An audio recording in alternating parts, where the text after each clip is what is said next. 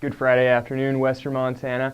I'm AJ Mazzolini, and this is the 406, the Missoulian's weekday webcast. Here are your top headlines at this hour. Firefighters chased a half-acre wildfire on private land in Blodgett Canyon last night.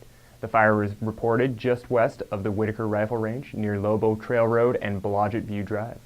Crews made quick work of the blaze, but cautioned residents that the forest is drying quickly. The fire was human-caused, although its exact cause is not yet known. A bus carrying Asian tourists flipped on its side on a busy highway in Grand Teton National Park, and 8 people were hospitalized. The crash occurred yesterday on U.S. Highway 89 north of Coulter Bay Village on Jackson Lake.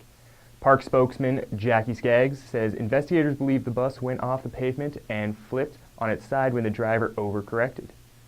A Washington state mining company wants a federal judge to throw out a $10 million compensation claim from a group of investors that includes former Montana Governor Brian Schweitzer. Schweitzer's group controls mining rights needed by Mines Management Incorporated to access a vast copper and silver reserve beneath the Cabinet Mountains wilderness near Libby. Schweitzer, a Democrat who served 2 terms as governor, says that $10 million is fair compensation.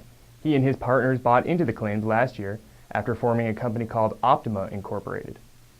A California fugitive who hit his Montana public defender in the head during an extradition hearing has been sentenced to 15 years in prison. Assistant Public Defender Eric Moore lashed out at 33-year-old David Anthony Aguilar Jr. in court, saying people like him belong behind bars. Aguilar earlier pleaded guilty to assault with a weapon for hitting Moore in the head with his handcuffed hands. Moore testified that he has post-concussion syndrome and his eyes are still sensitive to light. It's Missoula Marathon and Half Marathon weekend, and both runners and spectators will be out in force early Sunday as about 5,000 people negotiate routes of 26.2 and 13.1 miles. Festivities begin Saturday with a shorter kids marathon and a 5K race, as well as a full day of check-in and other activities downtown in Caras Park. We'll be there too, so be sure to watch Missoulian.com for complete coverage of the weekend's events. Have a great weekend, Western Montana, and check back with us on Missoulian.com for updates and breaking news, and pick up a copy of Saturday and Sunday's print edition of the Missoulian for the most complete local news coverage in Western Montana. I'm AJ Mazzolini, and that's the 406 for Friday, July 11th, 2014.